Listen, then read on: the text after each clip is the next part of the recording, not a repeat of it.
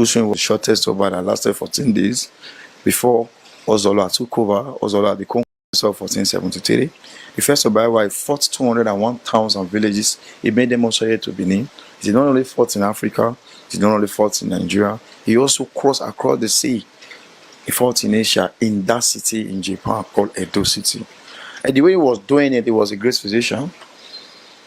The Lancy was always disappearing and appearing when he was doing his own thing. So that was why he was the person who established, who expanded Benin Kingdom beyond reasonable doubt. That was why during his reign, that was when the Portuguese visited before we now have Ogiso, whose reign was the shortest over that lasted 14 days, before Ozola took over. Ozola, the conqueror, which was crowned in the year 1478, joining ancestors 1504. Obazola was the father of Exige, but during the reign of Ozola, the relationship between the Beninese and that of the Portuguese became strong, irrespective of slave trade and thereabouts. That was why they were also, Exige was an Oba when going to war, were using foreign weapons. He conquered towns and villages, also make themselves to Benin Kingdom, as the way of his forefather did, Ey the first. All right, talking about slave trade, how was it done back then? Now we've heard lots of stories about. So, did the Portuguese or the Europeans just come and started trading our people to be slaves, or how did it start? It was not really our people.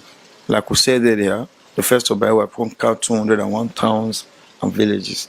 Most of those towns and villages that were captured, keeping them as a slave, we also using them for our den, maybe in our family work and all that. And a lot of things, a lot of people will come to say that we heard that Benin was using Mabi and sacrifice. That was back in the days. It was like that before. Are you saying it? And it was not the indigenous of the Beninese. It was those towns and villages that were captured, that will make subject to Benin Kingdom. They were also the one that we were using for this same trade. For the same trade. So the Portuguese, did they take advantage of that fact and started enslaving the Benins, or what? They were never. Portuguese was also behind the Oba Benin. So maybe as we were going, I'm going to show you some pictures where the Portuguese were paying homage to Oba Esige.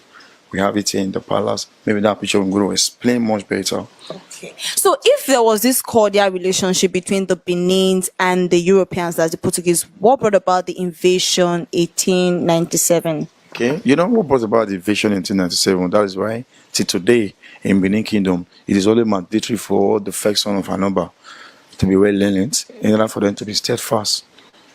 In all ramifications, don't know what they're doing in terms of education. Irrespective of where the British visited Benin Kingdom, the Oba Vorame, the Dubowa, the Oba Vorame, the son of Oba Odolo, was having a festival in Benin called Agwe Festival. Agwe Festival represents peace, bring honor. He also crossed across the sea. They visit to Africa, they get to a place, they hear about the Benin Kingdom and thereabout. And I believe what was really interested them to know that a place like Benin exists. Because in 2010, there was a city called Japan. Japan has a city called Edo City. If you look at the world map now, you see the Edo City. In 2010, they were here to pay Obayewa homage that they were once conquered by the first Obayewa. Because the first Obayewa was crowned in the year 1440, he joined the ancestor of 1473. The first Obayewa fought 201,000 villages. He made them also to Benin. He did not only fought in Africa, he did not only fought in Nigeria, he also crossed across the sea. He fought in Asia, in that city in Japan called Edo City. And the way he was doing it, he was a great physician. The Lancy was always disappearing and appearing when he was doing his own thing. So that was why he was the person who established, who expanded Benin Kingdom beyond reasonable doubt. That was why during his reign, that was when the Portuguese visited before we now have Ogiso, whose reign was the shortest over that lasted 14 days, before Ozola took over. Ozola, the conqueror, which was crowned in the year 1478, joining ancestors 1504. Obazola was the father of Exige, but during the reign of Ozola, the relationship between the Beninese and that of the Portuguese became strong, irrespective of slave trade and thereabouts. That was why they were also, Exige was an Oba when going to war, were using foreign weapons. conquer towns and villages, also make themselves to Benin Kingdom as the way of a forefather did, AY the first. All right, talking about slave trade, how was it done back then? Now we've heard lots of stories about slave. So did the Portuguese or the Europeans just come and started trading our people to be slaves, or how did it start? It was not really our people. Like we said earlier, the first of all, we conquered 201 towns and villages. Most of those towns and villages that were captured, keeping them as a slave, but we also using them for our then, maybe in our farming work and all that. And a lot of things, a lot of people will come to say that we heard that Benin were using Mabi and sacrifice. That was back in the days. It was like that before. Are you saying it? And it was not the indigenous of the Benin's. It was those towns and villages that will capture, that will make subject to Benin Kingdom. They were also the one that we were using for this same trade. For the same trade. So the Portuguese, did they take advantage of that fact and started enslaving the Benins, or what? They were never. Portuguese was also behind the Oba Benin. So maybe as we were going, I'm going to show you some pictures where the Portuguese were paying homage to Oba Esige. We have it here in the palace. Maybe that picture I'm going to explain much better. Okay. So if there was this cordial relationship between the Benins and the Europeans, that's the Portuguese, what brought about the invasion 1897? Okay. You know what brought about the invasion in 1897? That is why till today in Benin Kingdom, it is only mandatory for all the first son of Anoba to be well learned in order for them to be steadfast. In all ramifications, don't know what they're doing in terms of education. Irrespective of where the British visited Benin Kingdom, the Obavorame, the Dubowa, the Obavorame, the son of Obaodolo, was having a festival in Benin called Agwe Festival. Agwe Festival represents peace, it bring honor, it bring protection, a lot of things to the Benins. At that particular time, the Oba is not expected to see anybody. And you know the British now, when they will keep coming, they say they cannot be stopped by one because you guys respected your king. We don't have spills on his body. Honor to Amen. Big rashes. See, you see this one. I'm gonna release this one. I'm gonna release this one. I'm gonna do this one.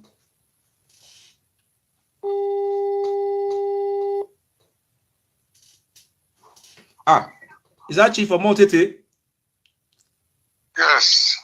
I had the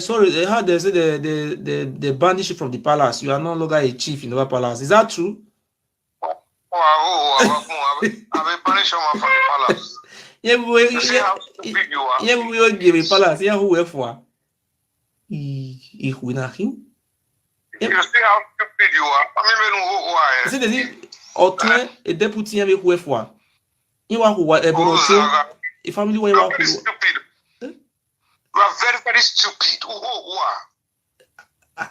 Very, very stupid. You are so insane. Ogiso, Ogiso. You are so. Do you know the meaning of Ogiso? Do you know where Ogiso is coming from? Does your family have anything to do with the line of Ogiso? No, who are? You and the entire Ogiano family. You're crazy. See the driver, brother, come for palace with the deputy Oba. They say they are from Ohuesan. Who work about two? You are who were I will beg Oba. I'm going to beg the Oba to forgive you people. Only call what would it be?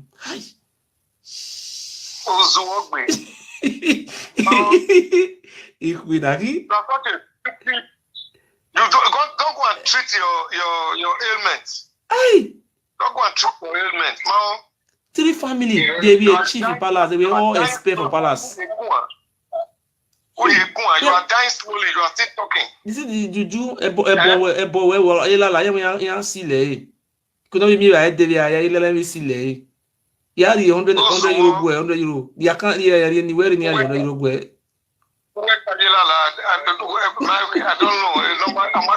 Let me not just abuse you, Ayelala, because in my way, Ayelala. Let us do fundraising for this man. Let us give him 100 euro to eat. Yeah, we job there. You are a complete bastard. You don't know who you are. You don't know where you are going to. You don't even know where you are coming from. This man was expelled from the palace. You don't know your history. You don't know your history. Oh, you Ogiso here. Ogiso. You don't know your history. Your father is dying in the village there. Your father is dying in the village. Don't go and rescue your father. He's dying in the village. But is that true that you were banned from the palace? Is that true? Is it fake information? ITV, where TV more? See, it was Saroida reported it that you are banished from the palace, and the deputy Oba is also banished, and the Bonoto, and the November we have Nigeria no doing. Yeah, the January. Yeah, the January. Come to Nigeria. You have been saying worry for over 2 years now. Ranamigo was there now, and he went back successfully. Wagbewa. Oruna. Did they tell you Ranamigo is an enemy? Yeah, come on, video. Making a mountain and already we bury again. My father is dead now. We come to do my father burial by January. Wait, okay, he's dead now. Yes. You see, you left the man there in the village to die. Yeah. That man was suffering from, oh God knows what. That man you call your father, his spirit will haunt you because you are a complete nuisance. But how you not surviving since they are expelled you from the palace? Let us donate for you now. Let us do fundraising for you. Huh? Before you were born, I was already a star. Before you were born, I was already a star. Don't worry. But yeah, what the you people carry juju to one man house. Now carry juju go Oka house who they swear. Oba say no send now. So because the enemy. Oh, remember where we here now. I tell you now Oba juju I carry.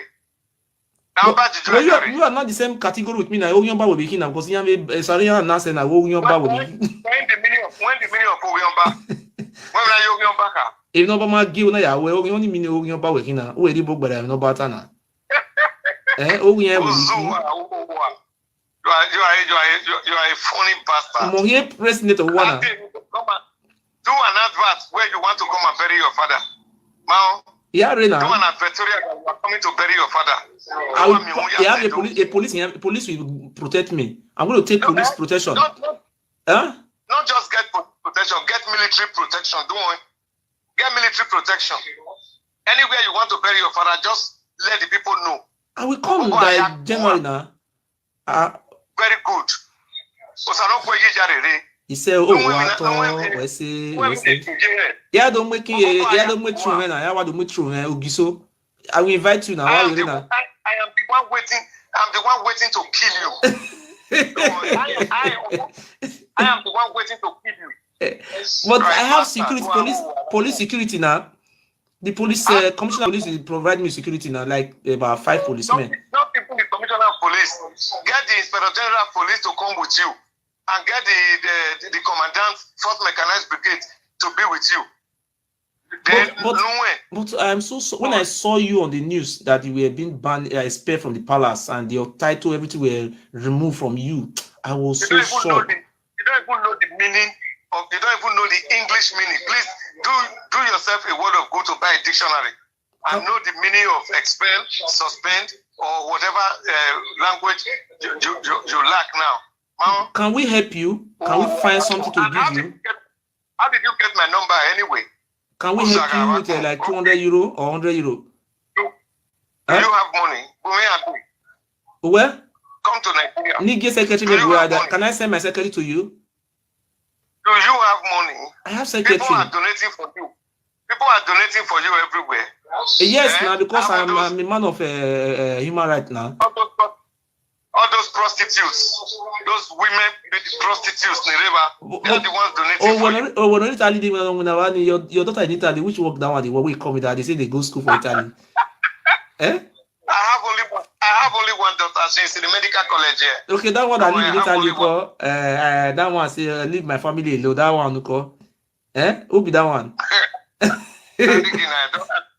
don't have anyone. I don't have anybody anywhere in Europe.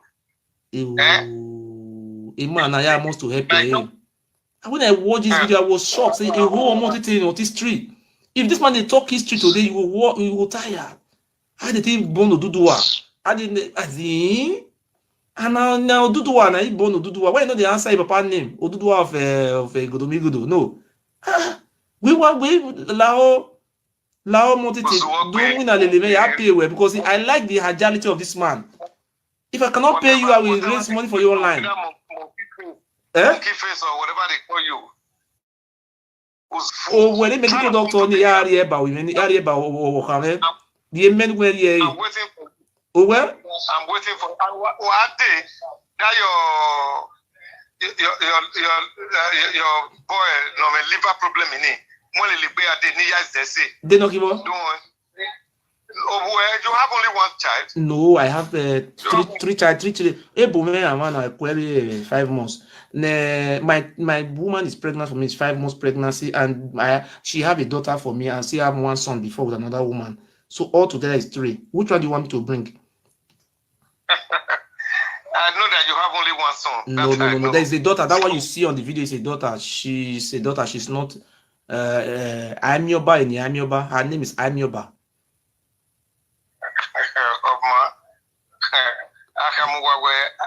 What is your real name? Let me send you money. Because people are committing and they say they want to help you. Huh? Come, let me do fundraising for you because you need it. But why you don't know come out in that woman Nebo TV before you used to come and tell history, but now you have run away. What happened? You were very good. That time I was watching you, I was very happy. I say, this man is telling us our history. We want to know where we come from. How come you don't do that again? What happened? They sack you or you sack yourself? What happened, sir? Eh?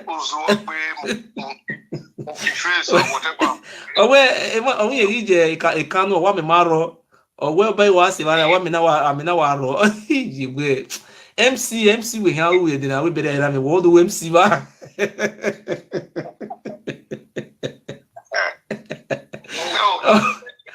Omo Utete the information I had that before you were expelled from the palace you carry away and one man can be pushed away you have to go back you can why you know they gonna answer the title again Obadola Agboye of Benin Kingdom why you know answer that title again because you are just in your prison there. No, you don't walk on the streets of Germany. No, I was in Berlin, sir. I was in Berlin. I was in Berlin protest. I was also in Düsseldorf. If I move around, though, ask your people in Europe now.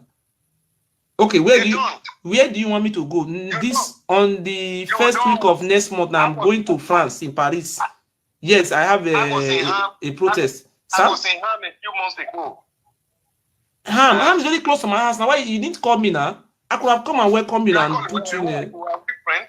Huh? Are we friends? What do I need you for? You are your brother, but you are also my colleague now.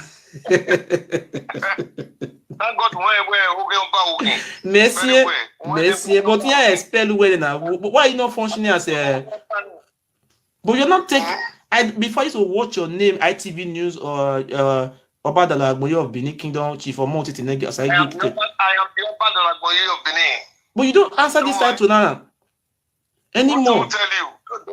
Do I have any contact with you that you will know whether I answer or not? I am Omo Utete Negabi, the Obadola Agboye of Benin. I am going to call the International Council tomorrow, Monday, to confirm what you have just said now, because we watch it on the news that you were being removed from the palace. But how come you are still parading yourself as Obadola Agboye? If I don't think I'll put you in a problem, this is what happened to Prince Okoro, that allowed the Prince Okoro to drink pepper soup. If I don't want that kind of thing to also happen to you, that is because I am just telling you. Prince Okoro is your friend. It's your friend. You know, Prince Okoro is your friend. It's your friend. He said Prince Okoro is my friend. I'm very happy for Prince Okoro to be my friend, but Prince Okoro is supposed to be loyal to me, but he was not loyal. That is the problem. You cannot serve 2 masters at the same time. Okay, cannot loyal. So when you buy a king of Ogyoba, we have many Ogyoba. But I feel Ayoba Zakon. Ayoba told the baby, I go back in, I go back very. Ununayat your back way. You must understand. You thank God your father is dead now, because if not doing him, you have a guaderio. Like your mom who's in your father proved to be a good man, but you are very, in short, thank God he denied you. I wish you come. So no go Gilere, no Jare Seto, no even a Tomudia. In Majoka, whether what's one Majoka Yamame? Also, one more Edward. In Majoka, whether also white you. White be son. Just looking for publicity for himself. But at the end of the day, you arrested him. I bail him. I personally did about 80% of the bail or 70%. I am here. What's our business with Joker? We have no business with a Joker. But you people said you want to take him to Port Court for a federal court. Huh? No. The palace has no hand in all that. That is what you must know. Just a few real Benin people who felt the boy was stupid. The palace has no hand in it. What about the 13,000 euro? My 13,000 euro case, Uncle. The police also have no hand in it. 8 million naira. Can I send you? The palace has no hand. Listen to you. The palace has no hand in the case you have in Germany. Okay. The palace has no hand in it. I know a few of our Benin chiefs and all that who took up the case because they are loyal citizens of Benin Kingdom. And you are with 13,000 euro. It is but the signature was signed by the Oba of Benin, and the signature, can I send you the signature? Two signature. And the barrister Michael Osaikome is senior advocate of Nigeria. He wrote an affidavit and said that the Oba of Benin said this, Oba of Benin empowered him to give the power of Anthony to those two lawyers. 13,000 euro. You think the Oba has time for you? Okay, if the Oba don't have time for me now, that is, I can also come to Benin and do my father burial and go now, since he don't have time for me now. The Oba does not have time for you. We manipulate to all your time. So if you are good and bold enough, come to Benin. Okay, what if I come to Urum, what will happen to me? Anywhere you want to come to Edo State, come to Nigeria. Just let us know that you are in Abuja. Don't worry. Don't call him, man. Ogiso atok me. Who we say yo?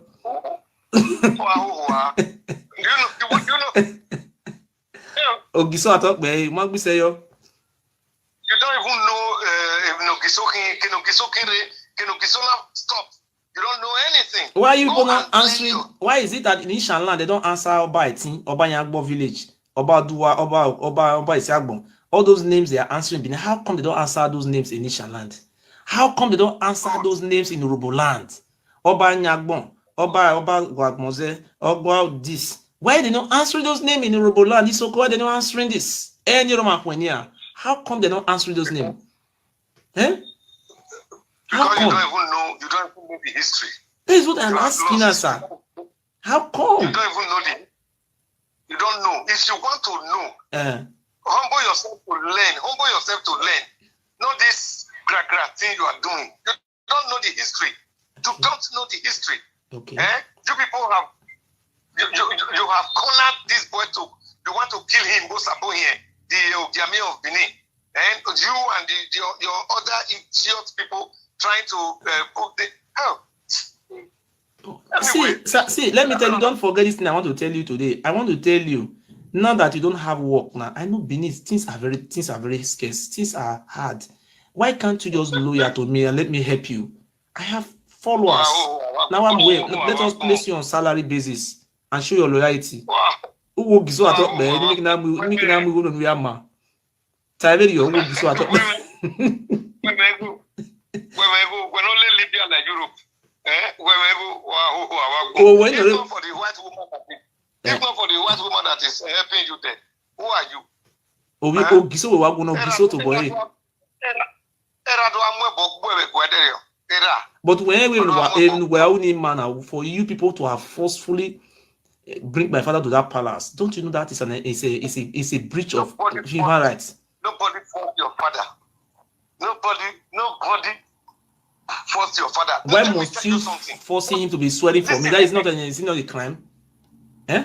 Listen to me, man. Listen to me. Okay. Listen well. Yes. If you are on your live presentation, you better just listen now. Okay. And all your food all the fools that are, they say they are loyal to you, let them all hear me. Okay. I am Omo Utete. Okay. And let me tell you, your father, nobody even knew that you had a father. The palace was not aware that you even had a father, that you are even truly a Benin person. Okay. When a few persons, there were about 8 of them, they walked into the palace. The old man introduced himself as your father. Okay. And I went not total. And I went not total. You know, some overzealous boys were going to start hitting him. I was one of those and said, no.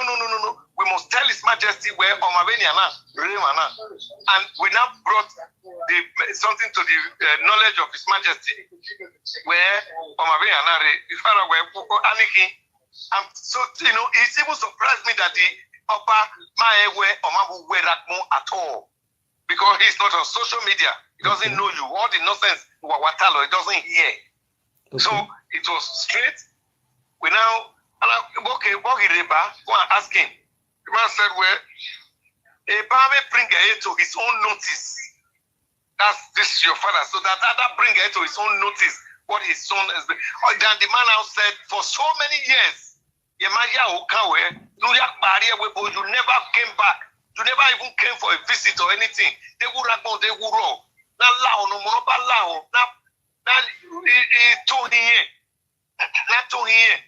when he ragbona, Niefeko Gagasedehi, Niewu, Nalaho. It was just the man proved himself to be, well, humble and good man. And I'm like, okay, now if you have any means of reaching your son, tell him the nonsense in Ouni, he should stop it. And that he should go and learn the history. He should try and learn the history. Nobody forced. Okay, those swear he was swearing for me. Who was saying it, all these things on his mouth to do all these things? Don't you know that it's against the law? Huh? On the video. Nobody said anything to him. A series of Benin, when they said he was telling my father, he was inciting all those words on his mouth. Don't you know No. Do you want me to send you the video? No. That is a bloody lie. What is on the video? It's on the video. Can you check it on YouTube? Right, Murphy Face Father in Oba Palace. See what they were telling him to swear for me. Nobody forced your father to swear for you. The man came on his own volition to the palace. How many times my father came to palace? How many times he came to that palace? How many times? To my knowledge, once. My father said he came to palace 5 times. Maybe you saw it once. And my father, before my father died, my father confessed in his sick bed that 1, 2, 3, 4, 5 years.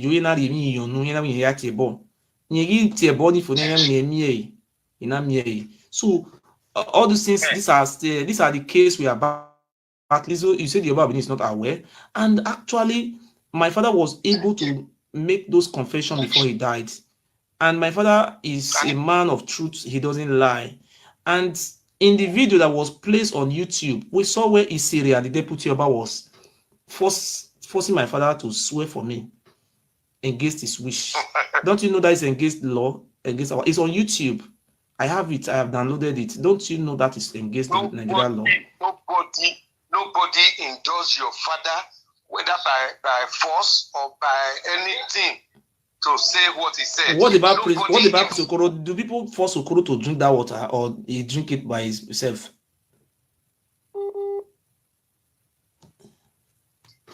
What about the one of Prince Okoro? Prince Okoro actually not a Benin.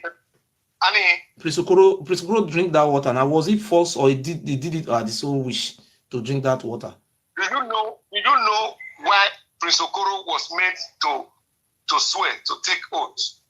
No. Do you know? No. Oh, why? It's just you just see a picture that does not tell a story. Prince Okoro had on his vehicle this crest of the Oba of Benin. Adabebe, yes. Not just Adabebe, cast with Eon. Okay. Then he also made on the same vehicle where he is a no gear. Where is that he is a no gear? Is there someone who have been in? It's not a no gear. But when they were using Okoro in a great mountain, when they were using Okoro to swear, they were asking Okoro if he knows me and which relationship do I have with him. They say he should put the hand on the swear. They were asking him, do man why mofi face baje? These people should learn to ask questions and ask the real people so that you will know the truth. Okoro was not taken to a Guamaton. Okoro was not taken to a Guamaton. Is not a place that I was on It's a place where two places where the other sits in council, the other sits in judgment for his people. I was on one. Oh God, Ugazolwane there, yes. It is not a bow that is meant to kill somebody. You say you are not this. Ask Dimorphy. You say you are not this. You didn't do this. Okay, you are all your sins are forgiven. But if you do it again, that is all. But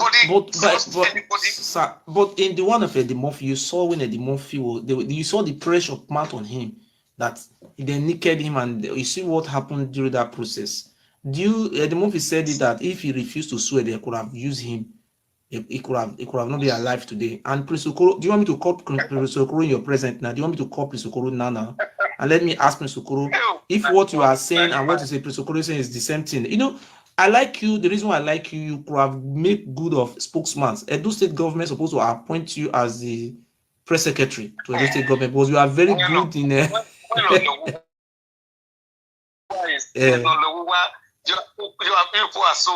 are so mundane. You are so dumb. You don't know. You just. Do you think it's hygienic? Okoro who live in England will come and be drinking water from ordinary ground. Do you think that is hygienic? To put water on the ground. What is that water? What many? Okay, it's ordinary water. It's ordinary water. What is the meaning of that one? I wanted to stop there. The way to have you, my like it, but now maybe don't want. Where made don't want. No one money men well. They do worry where do all have do when I didn't worry well.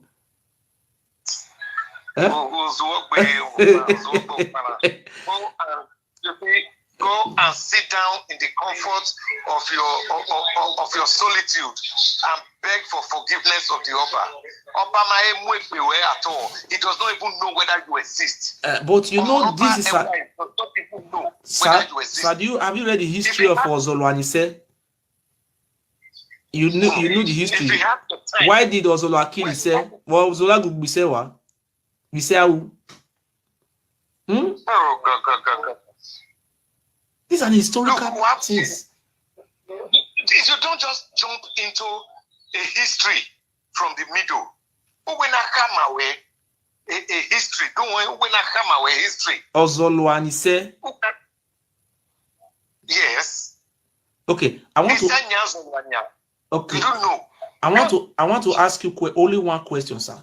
This question, Oba Ozolwa, where was Oba Ozolwa? What happened to Ozolwa in Nissan land? What happened to him? Ozolwa was why jump over? What was it true that Ozolwa died in Nissan? Was it true or not?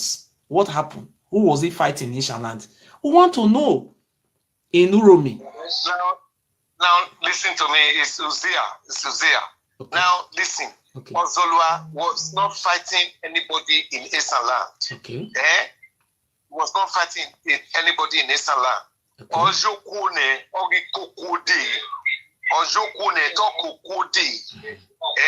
when what happened to him happened. He didn't go to Uzia to fight. But how come he caught the head of Uzia in Uzia? How come he didn't go to Uzia to fight? listen to me. Okay. The whole story concerning that the death of it relates to Okota, the great medicine man. No, just tell us about the one of Uzziah. We want to know about Zola. Okota is different. I know that one. Yes. I can tell you right now. I'm just watching a football match now. After this, I'm supposed to. I'll go to my studio to work. I work all day, all night. But so is it true that Ozolwa, Evina Sunda Uzziah, and before something happened to him in Uzziah, a head of Uzziah was removed. If you go to Igun, the head of Uzziah is so there, the bronze mask of Uzziah. But how come he died in Uzziah? What happened to him? He's sick and he died there. What happened to him? Because but we saw what happened in Uzziah, that when he was waging war with everybody, but when he waged war with Urumi and Uzziah, that was what happened to him. But anytime we ask this question, people will jump it. You want to jump it to what do you call it, that one? They tell us. Who killed him? Who killed him in Uzziah? We want to know. Was he died like that? The great medicine man from Uzziah. Yes. Made that prophecy to Oba Ewai the first. And this one, Okpame, because when he was preparing the medicine for him, a ball of heavy water fell on him. And this one is Okpame. That's why it was even before his birth. He was named Okpame. Okay. Okay. And then this one will be the one, the very person that will kill him, Okota. Immediately, the father, the Oba, now said, well, of all these things you have done good, done well. If he kills you, that very day, he too will die. So it was the head of Okota that he killed, not the head of the king of Uzziah. Learn your history, please. Okay, who killed what do you call that man just now? Ozolwa. Who killed Ozolwa? Who killed him in Nisa? It's the people of Uzziah. That is what we are saying now. Okay, but the grave is still there. Anytime they want to become coronating Oba, they always go there. The grave is still there. How come the grave is still there? Huh? No way. There are things I don't know. And even if I know that, I cannot talk about. As a palace chieftain, it's no way. If you want to learn about Benin, humble yourself and learn. Not all these aggrandizements, this stupidity that you are just overflowing everywhere. It is not right for you. It is not right for you. Nobody fights the Oba and succeed. Sir, I think you answer your father's name. Is that true? Are you not answering your father's name? Yes or no, sir? Yes. Okay. Ikaladeran is the father of Oba. Why is he not answering Ikaladeran as Ikaladeran of Benin Kingdom or Ikaladeran of Godomigodo? Why are you not answering your father's name? Since Ikaladeran is your name, it's supposed to be answering Ikaladeran. And what I expected you to do, sir, you see, we have Ogiso Igodo, we have Ogiso Ere, we have Ogiso Muse, we have Ogiso, many Ogisos who are. Why till today we don't have any Ogiso primary school? All those names are not remembered in our states. Even we don't even have Ogiso secondary school. Why is it that we have Oba Eweka down to Oba Ewere? We have all their names. What happened to our names? You see the problem you have. You see the problem you have. Okay. So when I know where there is Ogiso market, Ogiso, you don't know that there is Ogiso primary school? No, Ogiso is called New Market. Go pass it 2 seconds. They have turned the name to New Market, sir. Check it very well. I will not lie to you. People call it New Market because of the renovation. The signboard is there. It's called New Market. The signboard is there. It's not a new market, but it's one of the oldest markets in Benin. But the name is called New Market. The name is there, sir. Only Wanimae. But for those of you who don't know, so it's it cannot be called New Market. So do you also believe in Orun Obado? Do you know that place in Ile-Ife? You were there. after the coronation or during the coronation. I saw you there with what do you call it, Channel News. I have the video. We are there in Orunba Ado. We have Orunba Ado. We also have Orunba Oyo, because Oba Oromiyan is the father of Alafin. He's also the father of Oweka. They have a site, a historical site called Orun Oba Oyo. That is they also have a place called Orun Oba Ado. Okay, sir. What do you know about the Orun Oba Ado? I will tell you the history. I attended University of Ife, and I know Ife so well. As somebody who's been very interested in history and anthropology, in my 4 or 5 years I was there, I did a lot of things. I did a lot of work, a lot of investigations and research. So this one you are talking about, there is no such place. Can I send you the video? Can I send you the video? And I saw it when you all were there. Even Imaswen was there. The place is spent. They have built one small room inside. It's 2 places. I will send you I spent not less than 200,000. I went to any of Ife Palace to the show us that place, Orun Oba Ado. And are you trying to tell me that you were not there? What is the meaning of Orun Oba Ado? Ado? The name of Eweka? Eweka is called Ado. When we went there, they call you the children of Ado. And sir, I want to put this last question before you, sir. Who is the Elaworo who sent to you? Who is the Elaworo who sent to you? Who is him to Oba? We want to know. Elaworo of Use is one of the priests who escorted Oromiyan from Ile-Ife. But because of Akosunomu Nyahu, Amenoro, or he said that place they now call Use, it is Agogbebo. So spilled on his body, big rashes. So they now asked him to wait behind. The Oloton and others asked him to wait behind. Omakeke, the place they are just going, our mystic person, Amula Tedu. And I will not wait. So every time they now send message to him to come back. He was always promising, I will come in 5 days time. Okay. And so, what is the name? What is the name of Elaworo of Usen, the Yoruba name? With the name they brought from Ife. What is the real name?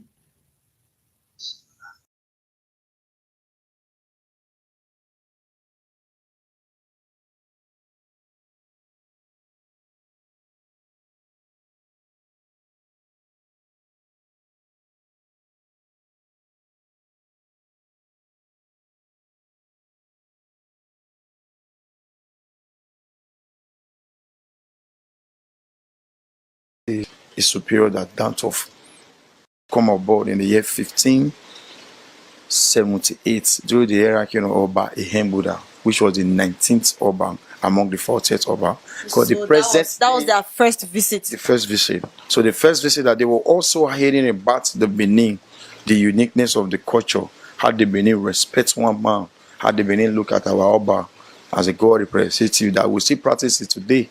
When you see any Benin speaking person, if you are in church, if you are in anywhere, when you offer prayer, you say, Oba talk me. It's a way of saying, long live the king. So that is why when the British will keep proceeding, they were, wow, why would people be respecting Oba just like they respect their own queen? But they don't know that Beninese have always looked at our Oba like Osalobwanabon. That means God representative on earth. A representative of Oba, a representative of God himself. It's true about, unlike when the Christian will pray through Jesus Christ our Lord, with the Benin believe we are praying through Oba of Benin to God himself and that of our ancestors. Are you saying it? So we are here. Okay. So more on the colonial masters' visits regarding the artifacts. Like you said what really attracted them to Benin? How did they come? What was their purpose and all? Their purpose is like, when a lot of people, how the British are the white men do their whole thing. They love to search for something, they love to search for greener pasture, they love to move. When they create something, they would like to make a test run of it and all that. When they created the ship, they keep traveling from land to land. They want to see how people, if other place people exist, like the visit to Africa. So they visit to Africa, they get to a place, they hear about the Benin Kingdom and thereabout. And I believe what was really interested them to know that a place like Benin exists. Because in 2010, there was a city called Japan. Japan has a city called Edo City. If you look at the world map now, you see the Edo City. In 2010, they were here to pay Obairi our homage that they were once conquered by the first Obairi. Because the first Obairi was crowned in the year 1440, he joined the ancestor of 1473. The first Obairi fought 201,000 villages. He made them also here to Benin. He did not only fought in Africa, he did not only fought in Nigeria, he also crossed across the sea. He fought in Asia, in that city in Japan called Edo City. And the way he was doing it, he was a great physician. The land was always disappearing and appearing when he was doing his own thing. So that was why he was the person who established, who expanded the Benin Kingdom beyond reasonable doubt. That was why during his reign, that was when the Portuguese visited before we now have Oba Izotin, whose reign was the shortest Oba that lasted 14 days. Before Ozola took over, Ozola the Conqueror, which was crowned in the year 1478, joining ancestors 1504. Obazola was the father of Exige, but during the reign of Oba Ozola, the relationship between the Beninese and that of the Portuguese became strong, irrespective of slave trade and thereabouts. That was why they were also, Oba Exige was an Oba one who going to war, were using foreign weapons. He conquered towns and villages, also make themselves to Benin Kingdom, as the way of his forefather did, Edward the First. All right, talking about slave trade, how was it done back then? Now we've heard lots of stories about slave. So did the Portuguese or the Europeans just come and started trading our people to be slaves, or how did it start? It was not really our people. Like we said earlier, the first Obairi conquered 201 towns and villages. Most of those towns and villages that were captured, keeping them as a slave, we also using them for our then, maybe in our farming work and all that.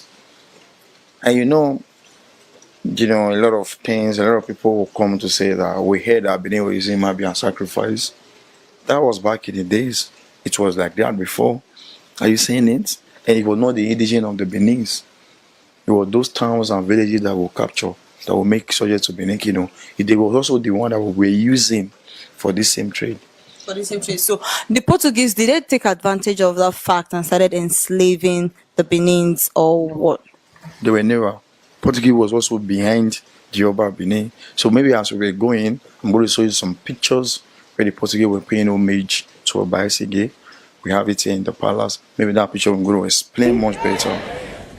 In my city, read African history.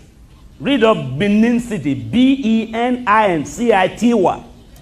Up to 21 years ago, they used human beings for sacrifice. Human beings for sacrifice. In our ramification, don't know what they're doing in terms of education. Irrespective of where the British visited Benin Kingdom, the Oba don't know what they're doing in terms of education. Irrespective of where the British visited Benin and the Europeans, that's the Portuguese, what brought about the invasion 1897? Okay, for this same trade. For the same trade. So the Portuguese, did they take advantage of that fact and started enslaving the Benins, or what? They were never towns and villages that were captured, keeping them as a slave. We also using them for our then, maybe in our farming work and all that. And a lot of things, a lot of people will come to say that we heard that Benin were using Mabi and sacrifice. That was back in the days. It was like that before. Are you saying it? And it was not the indigenous of the Beninese. It was those towns and villages that were captured, keeping really our people. Like we said earlier, come and started trading our people to be slaves, or how did it start? It was not come and started of his forefather did, Edward the First. All right, talking about slave trade, how was it done back then? Now we've heard lots of stories about slave. So did the Portuguese or the Europeans just come and started trading our people to be slaves, or how did it start? It was not really our people. Like we said earlier, the first to buy were from 201.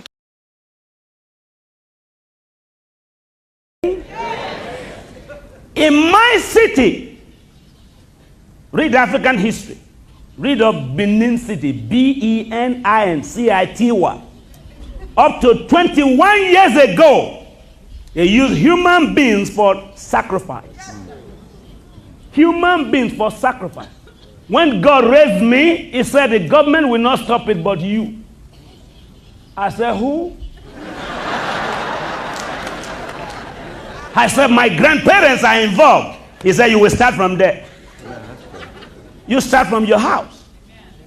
I said, they will kill me. He said, not when you are in me. Amen.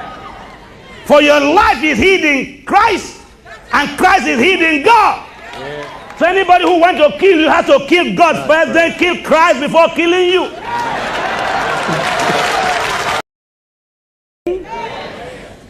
In my city, read African history. Read of Benin City, Benincity. Up to 21 years ago, they used human beings for sacrifice. Human beings for sacrifice. When God raised me, he said the government will not stop it but you. I said, who?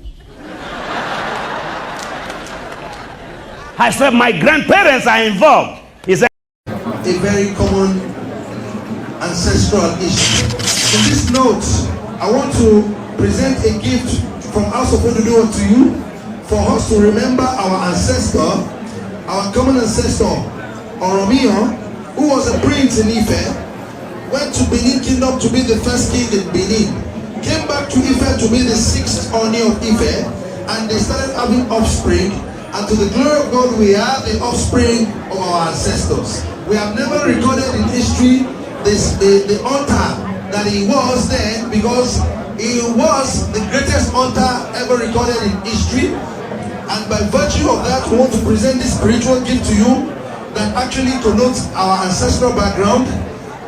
King Romeo, that became king in Benin, became king in Oyo, became king also in Ife.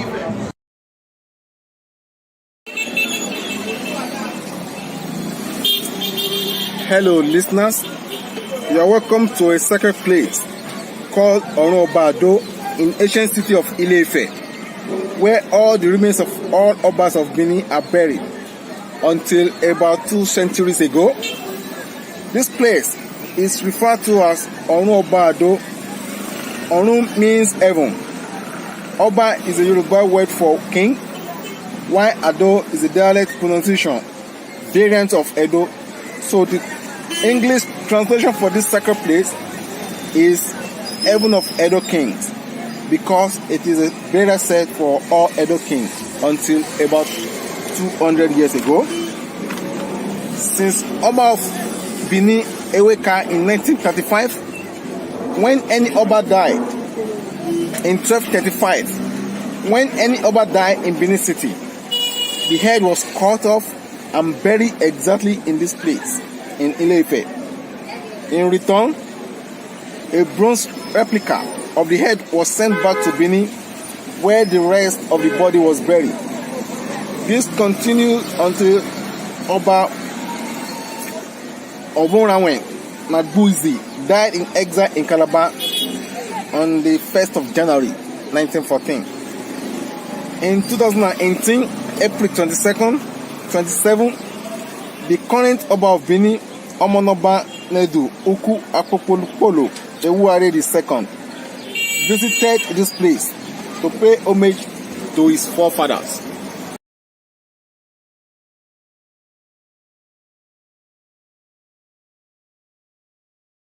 Towns and villages. Most of those towns and villages that were captured, keeping them as a slave, but we also using them for our then, maybe in our farming work and all that. And you know, A lot of things, a lot of people will come to say that we heard that Benin were using Mabi and sacrifice. That was back in the days. It was like that before. Are you saying it? And it was not the indigenous of the Benin's.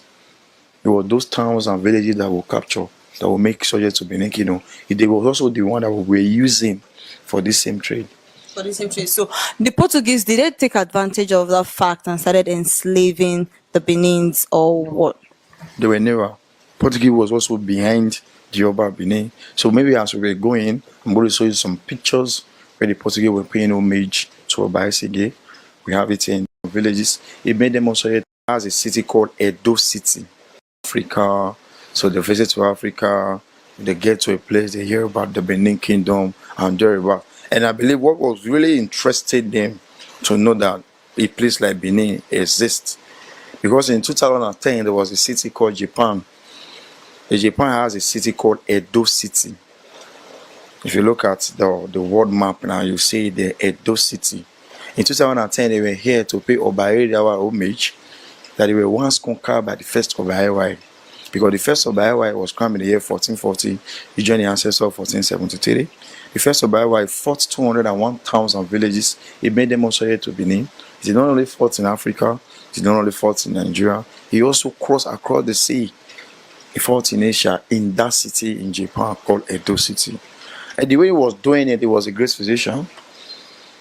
The land was always disappearing and appearing when he was doing nothing. So that was why he was the person who established, who expanded the Benin Kingdom beyond reasonable that. That was why during his reign, that was when the Portuguese visited before we now have Oba Izotin, whose reign was the shortest Oba that lasted 14 days.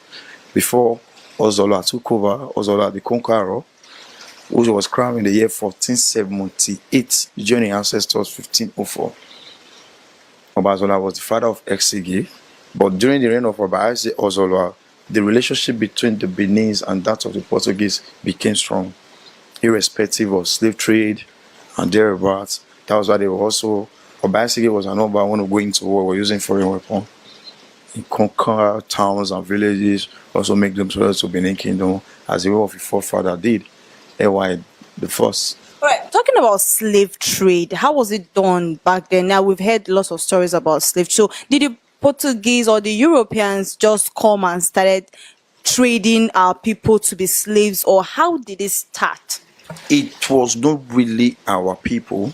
Like we said earlier, the first of all, we conquered 201 towns and villages. Most of those towns and villages that were captured, keeping them as a slave, we also using them for our then, maybe in our farming work and all that. And a lot of things, a lot of people will come to say that we heard that Benin were using Mabi and sacrifice. That was back in the days. It was like that before. Are you saying it? And it was not the indigenous of the Benin's. It was those towns and villages that will capture, that will make subject to Benin Kingdom. They were also the one that we were using for this same trade. For the same trade. So the Portuguese, did they take advantage of that fact and started enslaving the Benins or what? They were never. Portuguese was also behind the Oba Benin. So maybe as we were going, I'm going to show you some pictures where the Portuguese were paying homage to Oba Esige.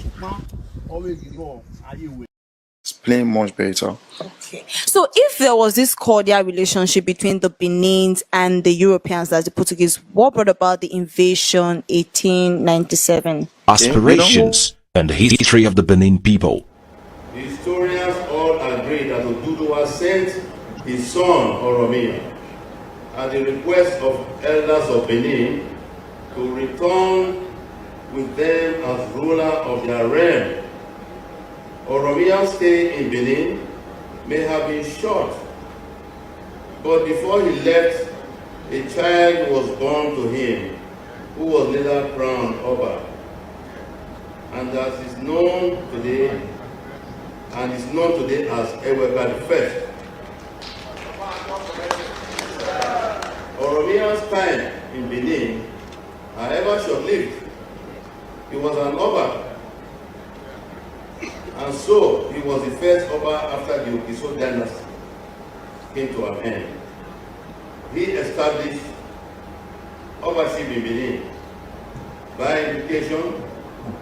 Therefore, the listing of past Obas should therefore begin from Oromia, as it is listed in the Lariwa Book. Short history of Benin, actually making my revered father 39th Oba that reigned in Benin, if the listing is counted from and should be counted from Oromia. I therefore stand before you today as the 40th Oba of Benin.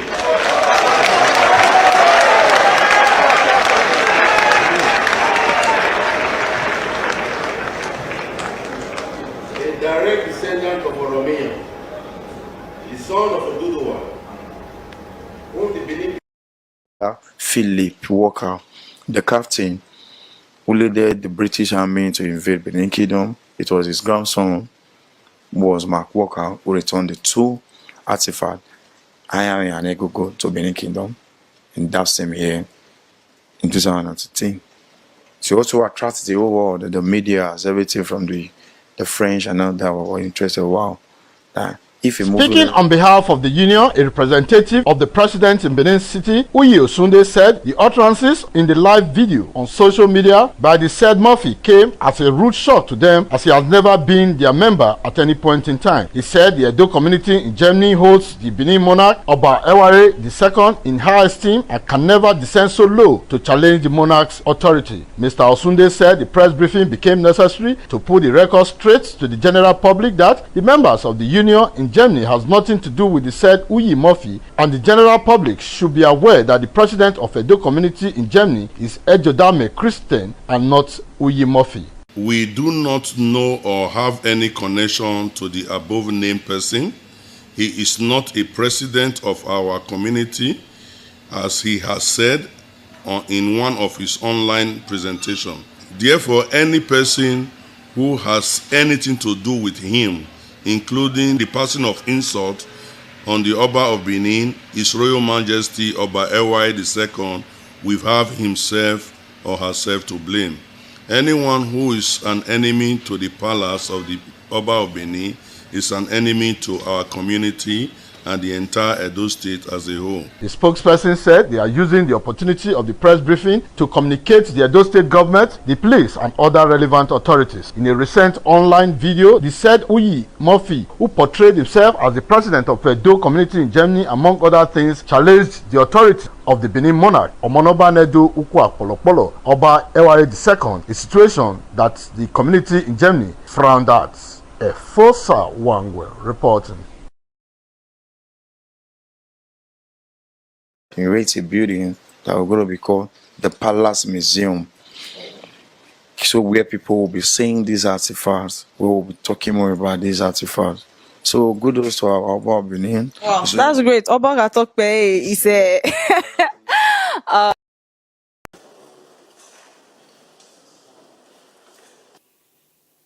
Today is a very historic day. Today is a very historic day. Very significant day in the history of Edo State, in the history of Benin, in the history of the ancient kingdom of Benin. I don't think we have had reason to call for this kind of meeting before. Maybe there has been reason to do so, but I'm not aware.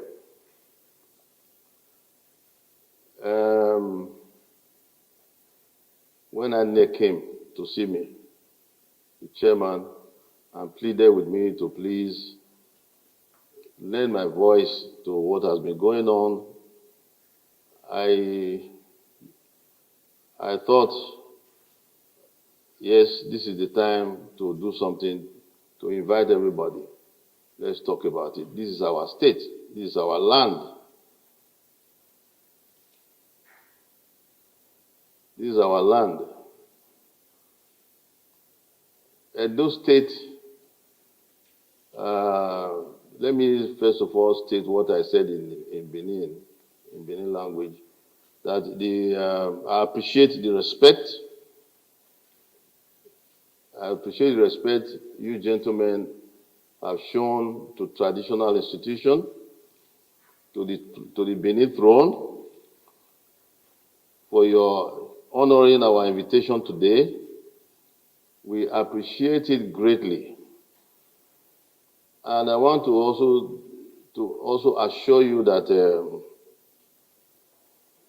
from the throne, the ancient throne of Benin, we equally, mutually want to show to you, to tell you we appreciate your respect and we also respect you, all of you that are present here today. We also have great respect for all of you. I thank you very much for the honor you have shown to the throne, for the respect you have been showing in different manners, in different ways.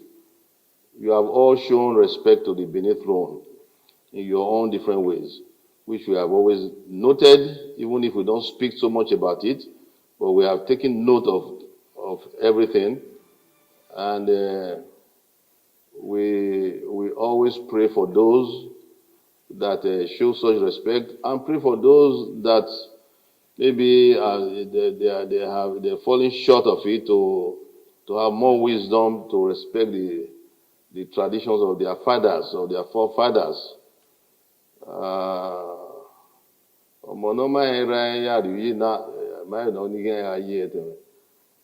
You know, a child that does not respect his father, that does not show respect to his father, I think is falling short of certain expectations. I want to tell you that we respect all of you, all the politicians, all the political actors. However, we have noted that Benin politics have been in the news for quite some time now, for all the wrong reasons.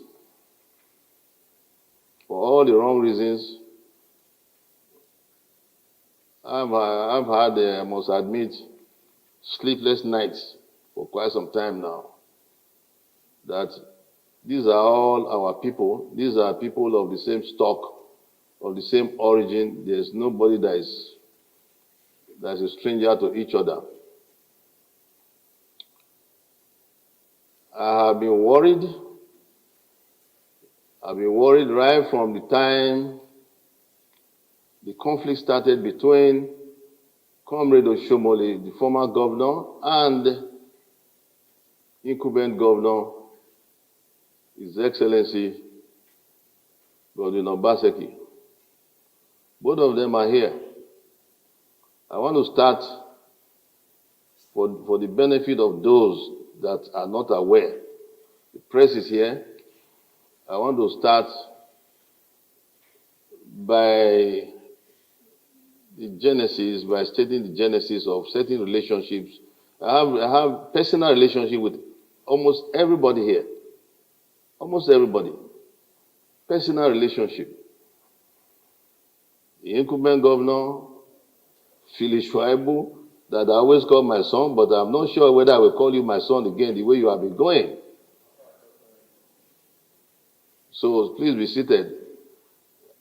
Chief Oyegun, you know, we have known for ages. Comrade Oshomole, Pastor Eze Iyamu, none of them are unknown to me personally.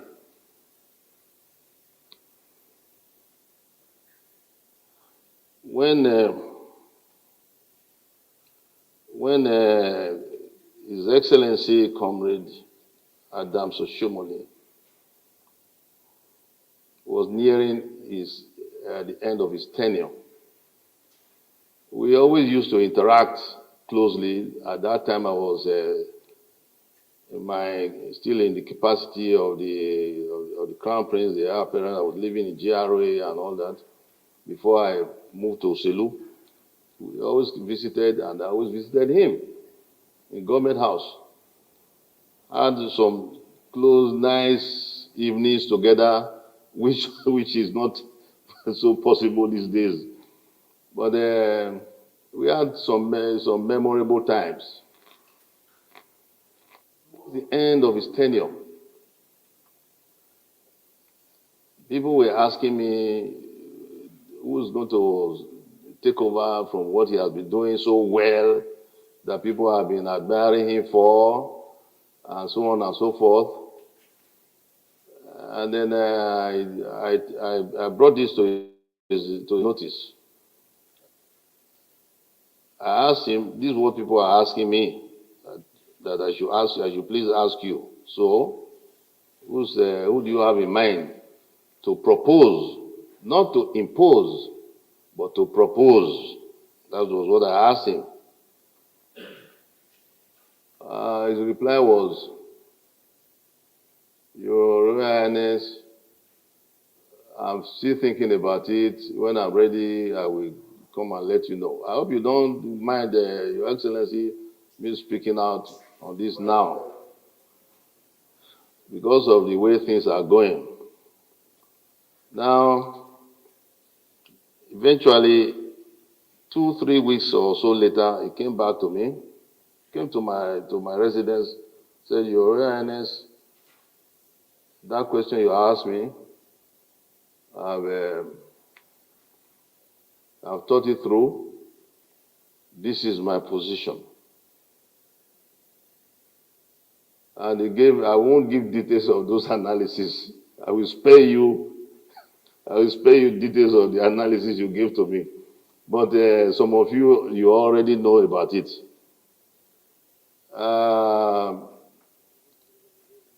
He analyzed 3 candidates, 3 potentials, or if they were, I don't know if they were even potentials, but he brought them out one by one, each one. At the end of it, zeroed in on the incumbent governor, and that is the one that he has. That is the one he has chosen. So I kept looking at him. I want all of you to know today, even the incumbent governor, when Oshomole, His Excellency Comrade Oshomole, mentioned that all the reasons why it must be Obaseki or not, no, nobody else. He gave all the strong reasons, all the strongest reasons in the world why it must be Obaseki. He's the chairman of the economic team at that time.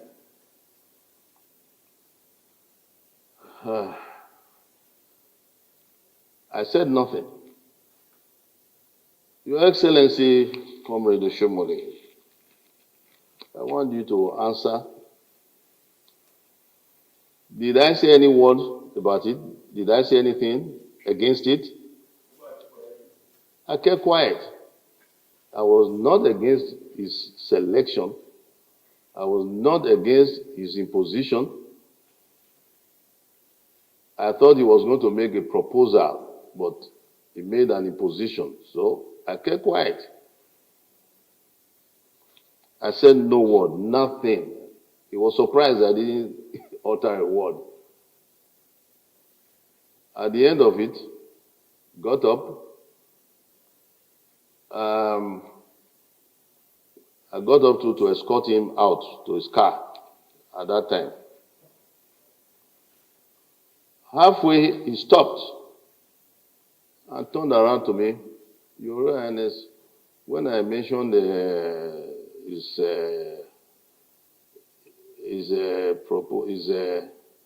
successor, that I didn't say anything. Said I didn't say anything. That when he mentioned it to some other people, they were against it. Many people were criticizing him for it, for the choice. Many people were against it. Even some members of the royal family were against it. That they told him the history of Obaseki family and so on and so forth, what they did to the royal family. what they did to Benin and so on and so, which many of you are aware of. And how they wrote out these things. You know, Obano say, "Even I say, wow." I can't beg me. Diana, we have a debate when you want. But on already na tell me so like Diana, because it was really not the Orion again. Now, he now told me. He said, but when I mentioned who my successor is going to be to Your Royal Highness, Your Royal Highness did not say anything. Your Royal Highness did not express any opinion. I hope you will recall all this our conversation. I kept some other sensitive ones out of it. My reply, if you recall, was, Your Excellency, you wanted an opinion about what you just told me. I didn't know you expected my opinion. I don't really have any opinion. That's why I kept quiet. But if I have an opinion in future, I will let you know.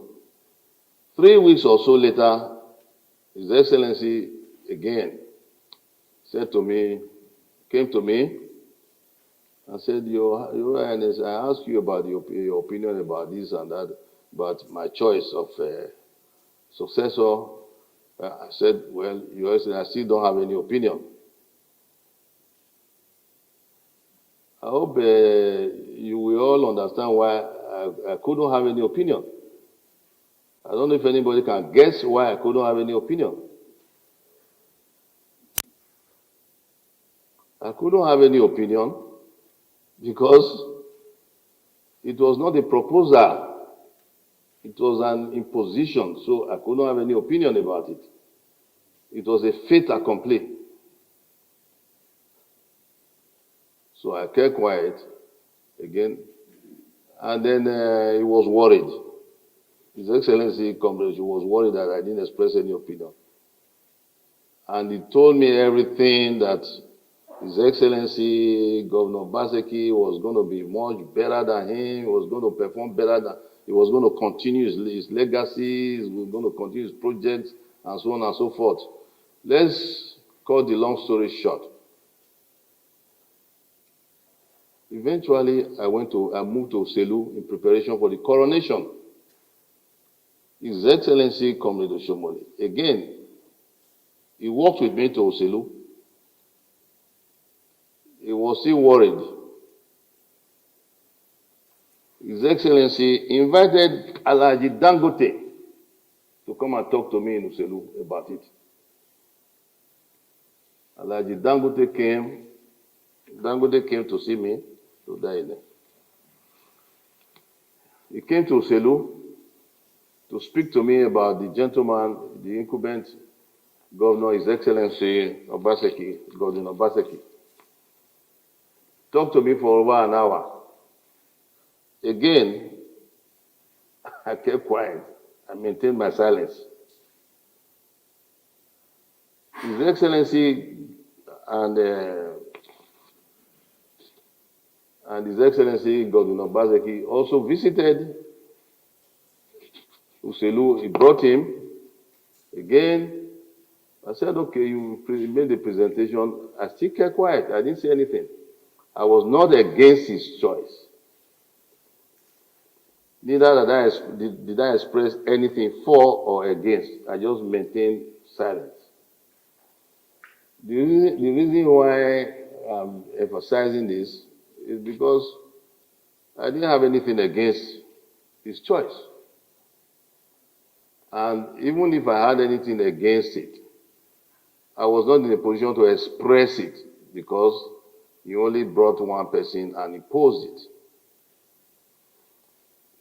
And I've known the ambassador since Atlanta. When I was ambassador in Rome, I was invited to visit Atlanta. And it was introduced to me as the head of the economic team. He made a very nice presentation to everybody about development projects, the ring road, the water fountain. You will recall all that. I hope company will recall some of these things I'm saying. And then eventually, anyway, I still kept quiet.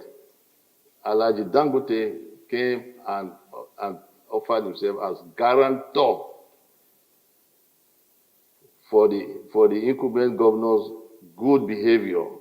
We perform creditably well for everybody. If he should misbehave, I should call him. I found all that strange. Why would I, once he's governor, it's up to him to perform. I'm not going to start reporting my governor to somebody else out there, especially to non-indigene that is not so, it's not one of. So I found all that kind of. But again, all that was on my mind. I didn't say anything to Alhaji Dangote, and you are all aware. I kept quiet. So I was very, very shocked because I've known the two. I visited Iyamo several times, not many times, but at least several enough, relatively speaking. And Godwin Obaseki and Comrade Shumole have been very, very close. Everybody knows. I'm only repeating what everybody knows. Philly Shuaibu was always, I call Philly Shuaibu my son because of the way I saw him reacting in the tribunal when I was still in Rome as ambassador then. And I saw witnessed the tribunal. He was crying like a baby, cry of joy, not of anything else. He was shedding tears because the tribunal's verdict was going Shomole's way. It was, I said, look at him, he's just like a baby, and so on and so forth. Eventually, I started referring to him as, His Excellency, my son, and so on and so forth. But I was very, very sad, shocked. What I thought was going to be smooth ride for everybody, tranquility in the state, tranquility in the kingdom, turned to conflict, unprecedented conflict. I couldn't believe it between Comrade and Godwin Obaseki. Couldn't believe it. I tried to intervene several times. I even went to the president about their matter. They know, they are aware. Each and every attempt to get both of them together, there was always somehow one will be available, the other one will not be available, one way or the other. Eventually, I concluded that they were avoiding me, that they didn't want to be together like they are now. That they were avoiding being with me at the same time, perhaps knowing fully well that if I speak to both of them and they agree, they will have to sheath their swords. Your Baseki, or no? Your Excellency, Your Baseki, or no? Yeah, he will be available. Comrade will not be available. Comrade will be available. He will not be available. Your Excellency, Comrade Shumole, I still leave certain details out. You understand? But eventually, I was wondering, what is this thing between both of them? In Benin, there's an idiomatic expression. Osa Oswan,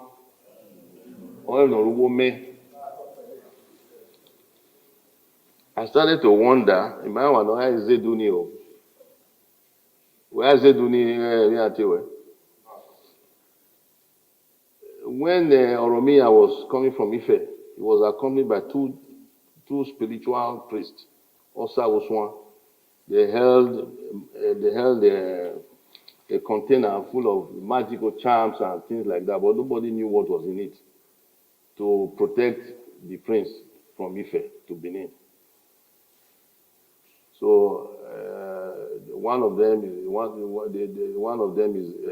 called Osa, the other one Oswan.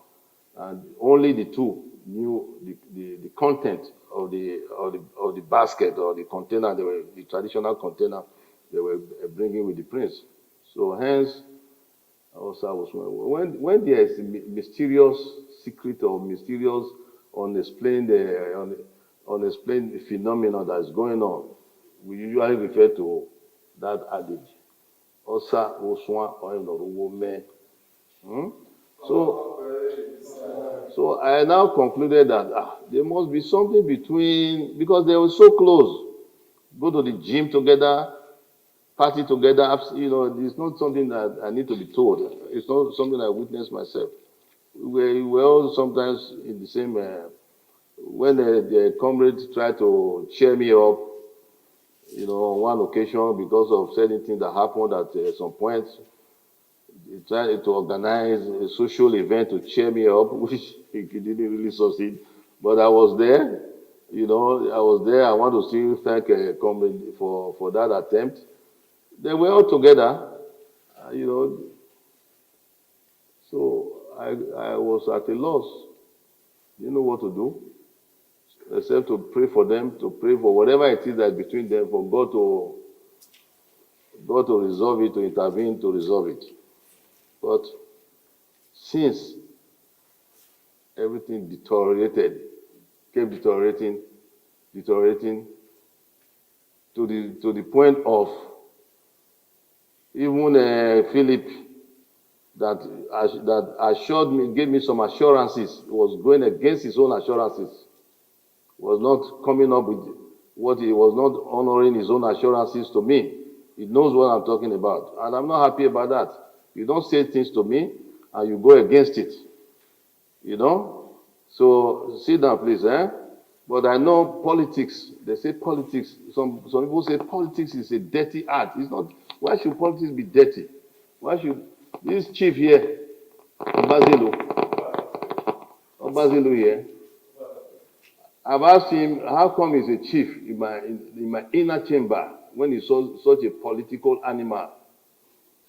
He is the one that even made the statement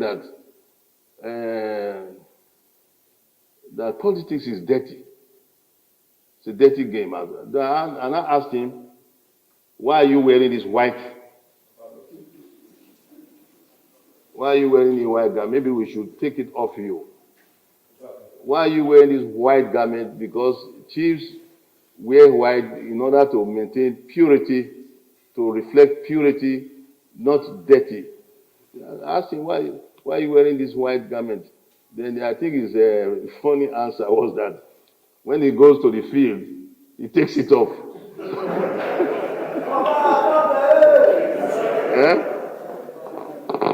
And keeps it somewhere.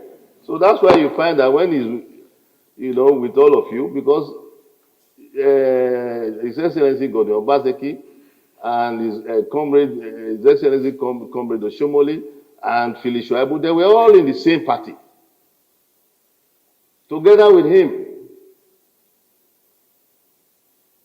So this business of now His Excellency is in a different party. It's amazing. The way this is very, very serious matter.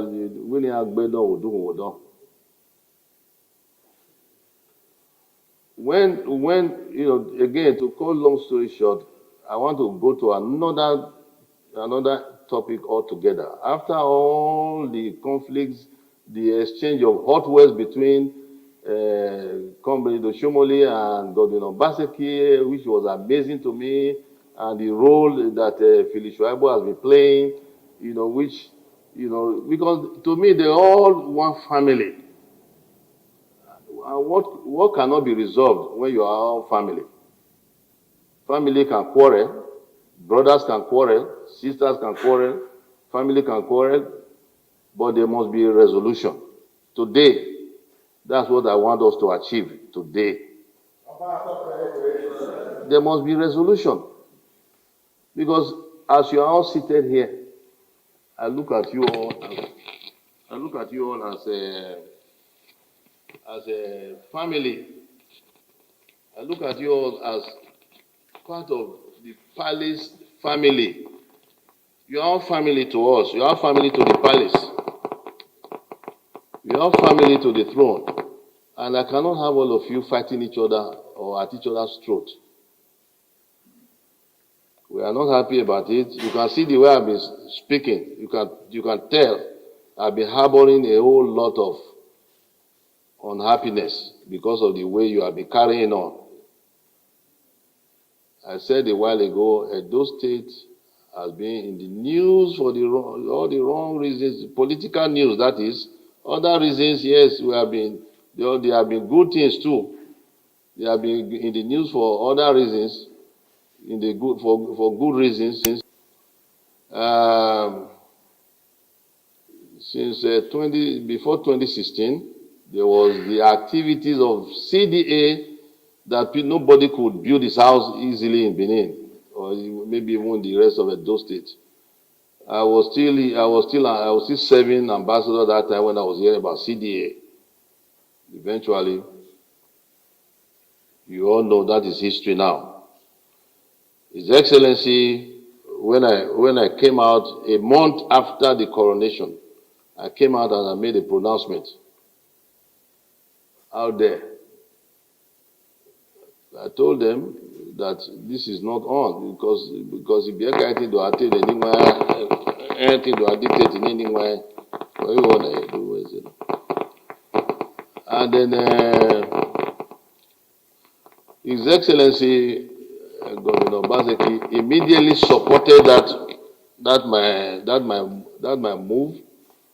Immediately supported by establishing PPP, PPP to look into such, at that time I simply made a pronouncement that those that won't hear what I've said is left between him and our ancestors.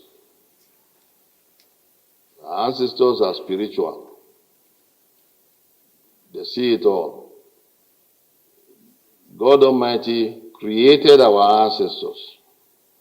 That's why it's God Almighty. The three, maybe in English, Osagbaye is God is everywhere. Okodudu, omnipotent, omnipresence. Anyway, when I now see all this, eventually it degenerated to His Excellency the Governor being disqualified from the same party for bad that Omar qualified, that he's not qualified, and so on and so forth.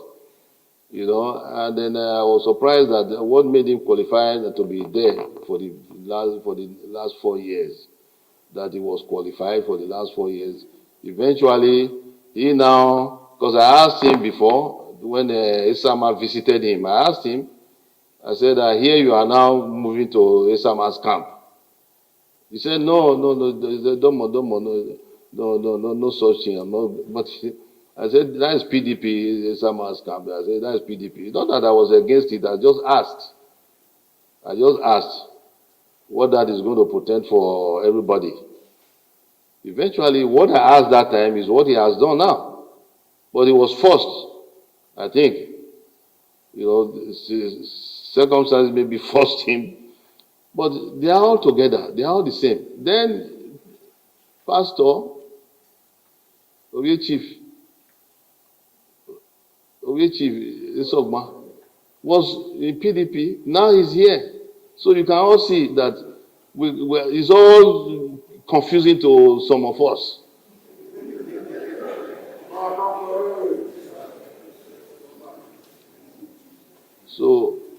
So please, I want you to take your mind back to 2015. To 2015, when before the election results were announced, President Jonathan, whom I was principal representative of, when he became president, after Yaradua. I carried all their letters of credence to various heads of state at the time. Made a concession speech, picked up the telephone and called President Buhari. Then all the predictions, the forecast by international community and so on, that Nigeria is going to break up, is going to be on fire and so on, everything, everything quenched. Just by that singular act. I want to ask the political actors in Edo State, knowing how you have been coming, you have been together, you have been not together, you are mixing everybody, you are confusing the press, you are confusing the public, you are confusing everybody. Why are you all doing this? Is it because of just the office?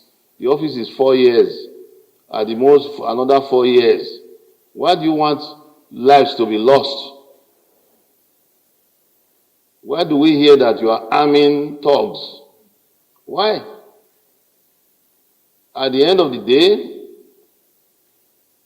the thugs keep those guns with them. You cannot tell them to. If it is true, I don't know if it is true. The politicians are arming them. They keep those guns. This is not the first time in Nigerian history. They have been doing this kind of thing before.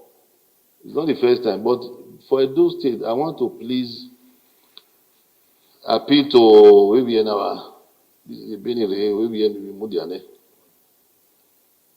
I want to appeal to politicians, political actors, that when the international community said they were watching Edo State, I think it was the American embassy even, somebody replied and said they should go and watch their own upcoming election first. Just last night, I was watching CNN when they were also talking about thugs. I don't know if any of you saw it. In the United States, America. They were also talking about thugs in such a developed country. So what do they expect the one they call third country or developing country to do? And yet, American embassy was criticizing what is happening in Edo State. They are watching the violence coming up and so on and so forth. Yet, they are still talking about thuggery. People being armed. Antifa. You've heard of Antifa? You've heard of Antifa? Comrade. You've heard of Antifa in America? It's supposedly terrorist group or militia, armed militia that were in the aeroplane, wanted to go to some convention, but they said it's a conspiracy theory of Donald Trump. But they're still talking about thugs because they are also preparing for election in November. Here we are preparing for election this month. And it's shootings and so on and so forth, shooting, maiming, injuring each other.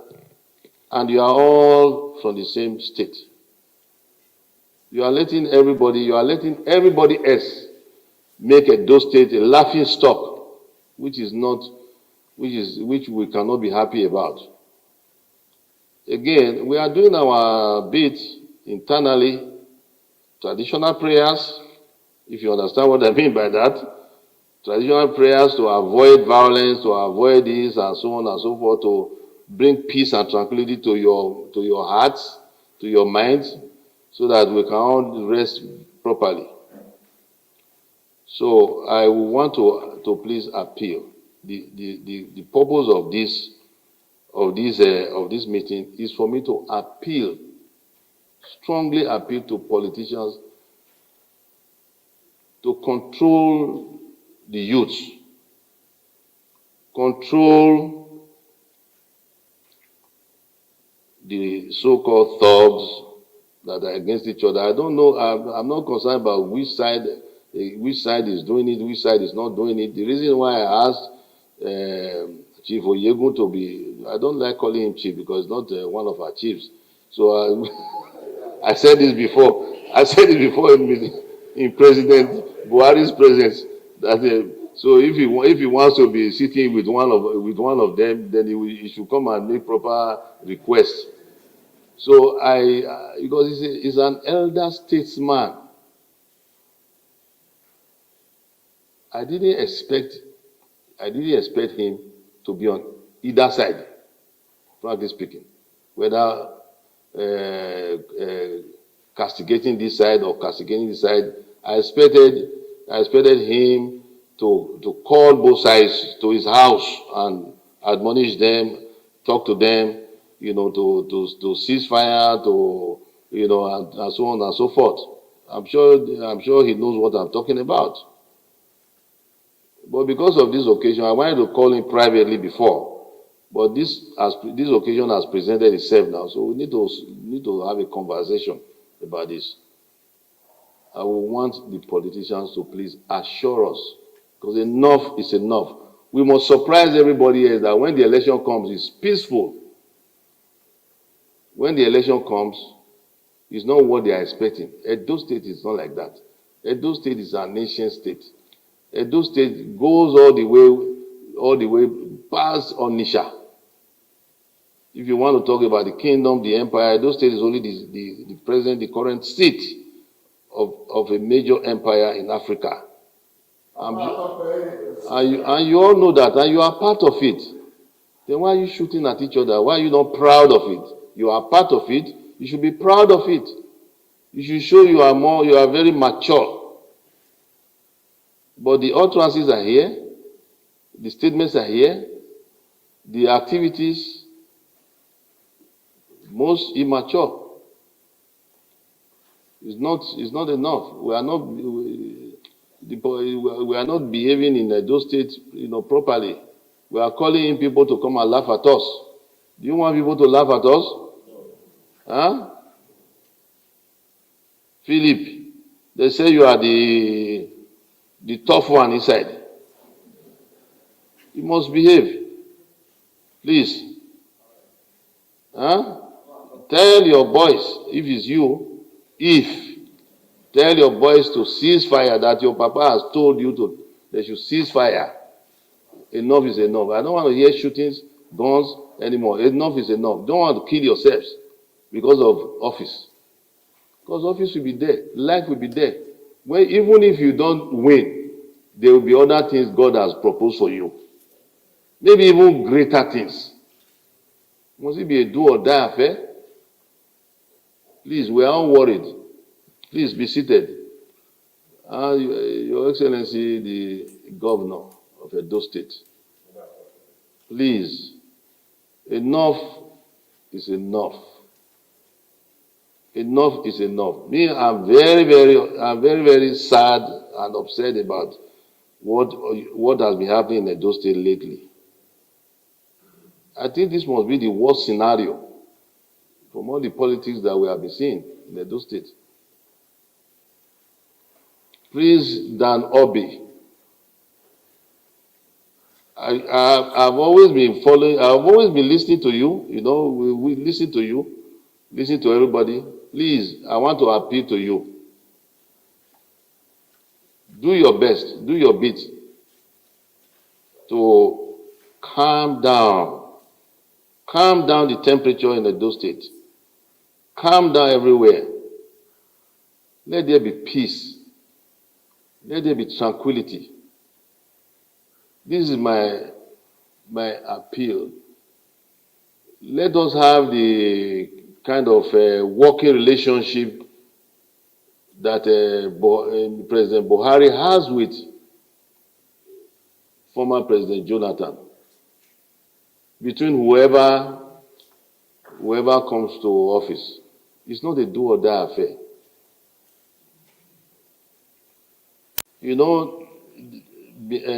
Benin City was once called the City of Blood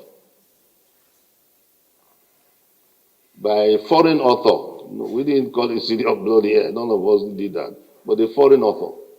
city of blood. Is that what you want to turn Benin City to now? Or those states in general? Please, we are begging you politicians, for this, particularly the two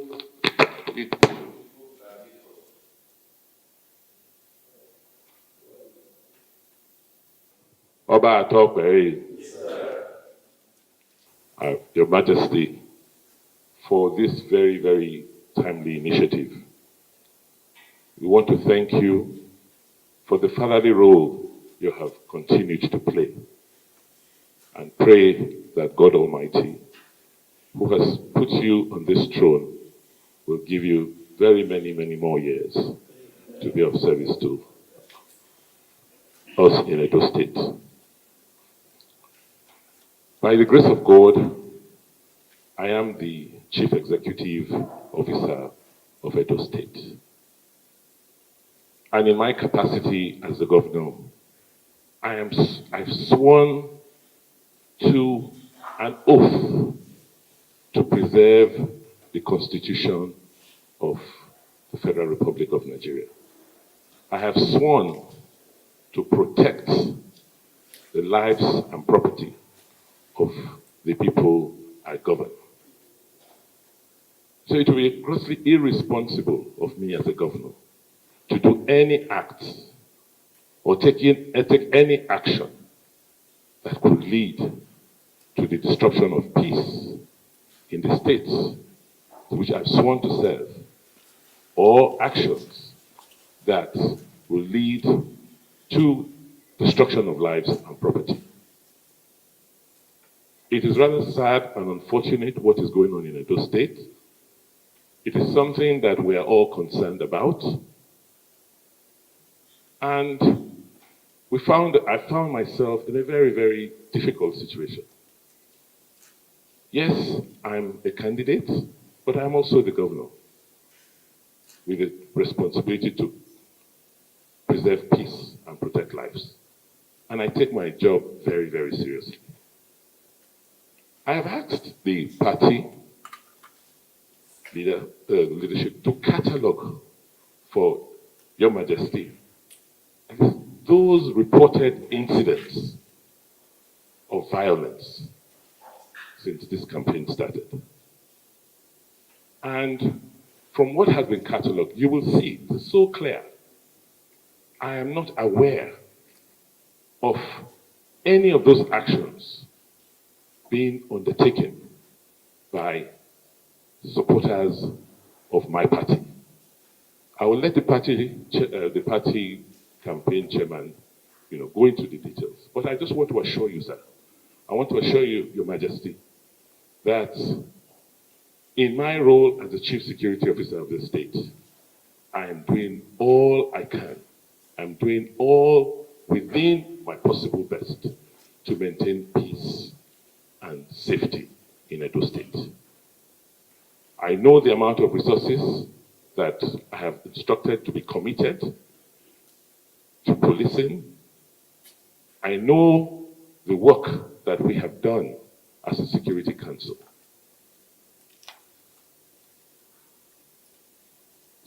Therefore, I am as worried as you are that these incidents continue to persist.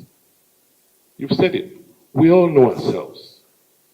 We all know our propensities. We all know our tendencies. I'm not going to take time here to begin to point accusing fingers, but I want to assure you that as things stand in Edo today, from the evidence I have before me, from the security reports, it will seem that, yes, there are actions of violence across the board,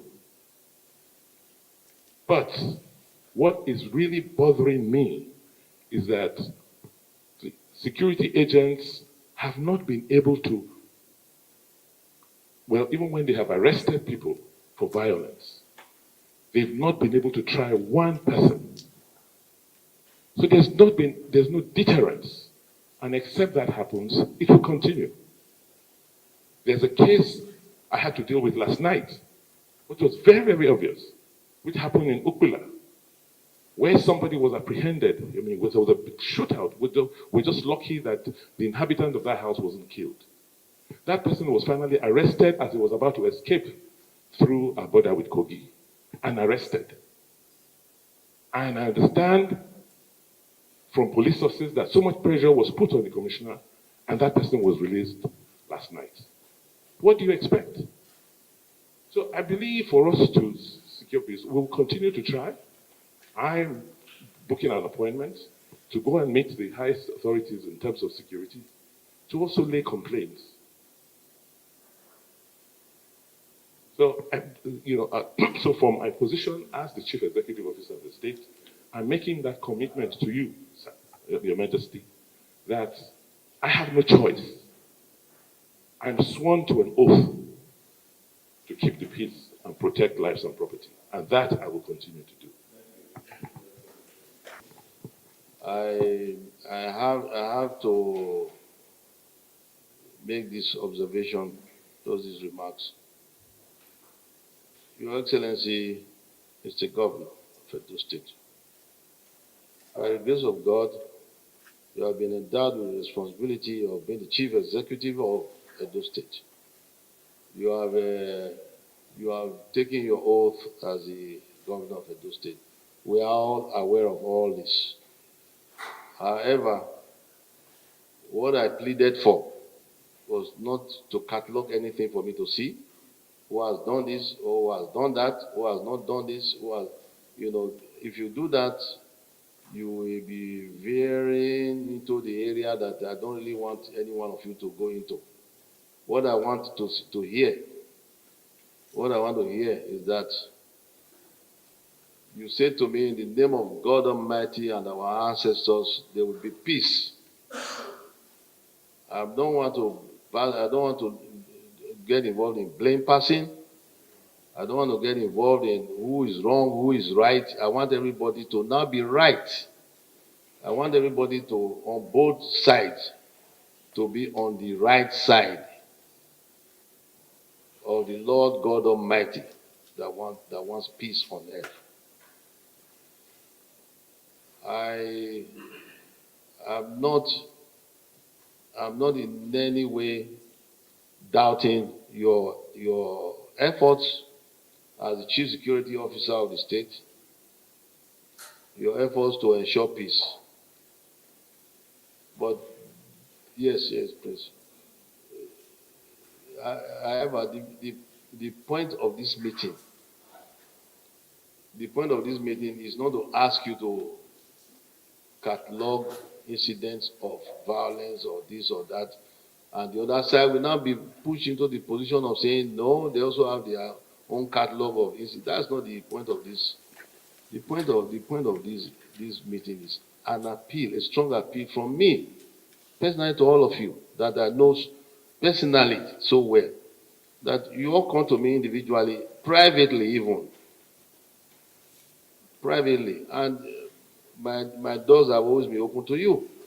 You know that. The only aspect I'm not happy about is when you didn't let me resolve the issue between you and your friend, comrade, before it got to this point. If we had done it that time, everything would have been, we would not be sitting here, and everything would have been smoother than this. That's the only point, that you and your friend did not let us resolve it when it was still coming up, when it was still brewing, quietly. The point of this meeting is not to pass blame. It's not to say I'm doing my best, catalog of who is of the violence or no. Naturally, they are not. It's going to now tilt towards the other side. I don't want that. What I want to hear is, Your Excellency, Mr. Governor, that you say to me that you want to assure me there will be Well, in whatever way you're going to play your own role, that there will be peace, there will be no shooting anymore, and the other side will speak and give me the assurance, just give us the commitment. I don't want to say set aside your official capacity as the governor for now, but you are before us, you are before God Almighty, you are before our ancestors. It will be good for you to look beyond your office, because you are not going to be there all the time. It's good to look beyond. You see the elder statesman there, Chief Odigi Oyego, was once a governor. He's not anymore now. Everybody knows that it's transient. Everybody knows. But you look beyond. Look at the bigger picture. Look at how one day you can also sit and be, when you are no longer the governor, everybody can still give you respect. More respect even. That's why I made reference to Jonathan. That's why I made reference to former President Jonathan. There are other examples like that. Please, what I want to hear from both parties, both candidates, both parties, is that from today, you have visited us, you want to assure me, one way or the other, work together with Pastor Ezeyamo, together, not differently. Because you are, if you do working, before you leave here today, I want to see that both of you even embrace to work together for peace. To work together for peace. That's what I want to hear. I don't want to know whether this one catalog this or catalog that, or this one has more. You'll be doing blame passing, Your Excellency. So please, I want to beg you. I want to plead. I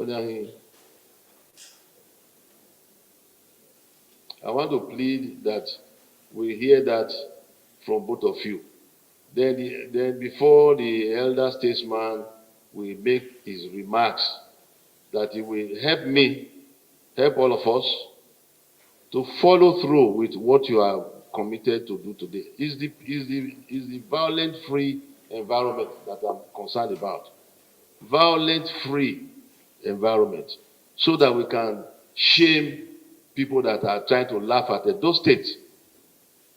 People that are trying to make Edo State a laughing stock. This is an ancient kingdom. Edo State is the seat of an ancient kingdom with strong traditions, ancient traditions, probably the longest, the oldest in Africa. I'm sure you know your history. If you know your history, please, all I'm asking for is for both sides.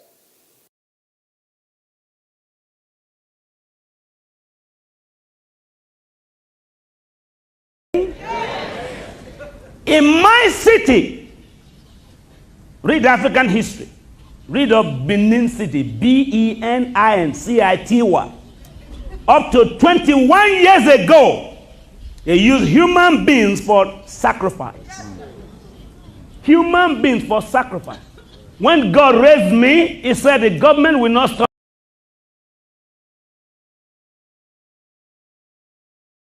To just eschew violence, agree to work together to ensure you tell your boys, whichever party or side they belong to not to shoot at even each other down the line. Give your commanders in chief of your parties also, no more of this. You may not even be aware that they are doing it to each other. But if they hear that their guys are not happy with them, if they do it, they will. And if they hear that we have had this meeting, and this is my own opinion about it all, that enough is enough, I think they will listen with your cooperation. Please, that's what I want to just hear. Otherwise, if it stands up now, Pastor Yamu stands, he will say, oh no, he has catalog of whatever to as well. We're not going to get anywhere. So I beg of you, I beg all of you, I beg of you to please maintain peace. Stop the violence. Your Royal Majesty, Oba Atokbe, the point I made, Your Majesty, is that I'm acting in two capacities. As the Chief Security Officer of the state, because I'm the incumbent governor, and as a candidate. And I think it's important that I make that separation. And that's why I was emphasizing that as the Chief Security Officer of the state and incumbent, I sworn to an oath, and I swear to, I don't have any issues that swearing to to my God, that I will not participate. I have never participated. I will never participate in violence, particularly as it affects the people I'm governing. I will never. I have never. And to just put it on record that I have no problems whatsoever with my brother Usagi Zeyam.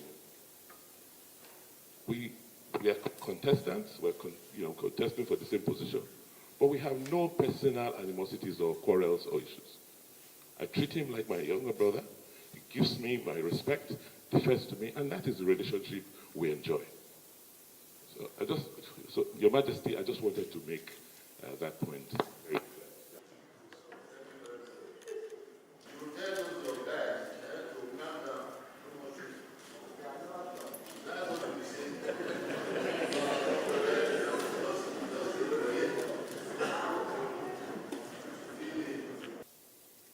We sincerely appreciate. I want to assure our father and all those present that we on our part pledge to ensure from our supporters, our followers, that they conduct themselves peacefully throughout the campaign and during the election. We are going to talk to them. We are going to pass this message that we have been giving. And every campaign we do henceforth, we are going to spend some time to also talk to all of them about the need to keep to the peace, no matter what provocation they might talk about. They must ensure that there's no violence. This election is a family one, and it cannot be described as do or die. So we want to give that assurance. I would have wanted to mention one or two other things, but to respect what our father has said, I think I will leave it at that, and to assure you that, to assure His Majesty that we will not go against your advice. And going to shake or embrace His Excellency Godwin Obaseki is my senior brother, and I will gladly move to him.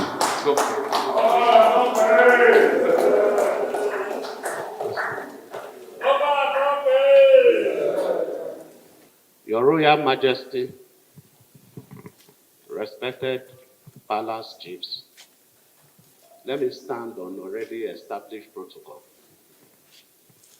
I want to use this opportunity to thank you for your time and message to all of us. I believe it is in the interest of all of us and the good people of this state to maintain peace before, during, and after the elections. The message you have given to us is well taken. We will pass it down the line to our supporters. Oba Atokbe. Oba Atokbe. Let me associate myself with all the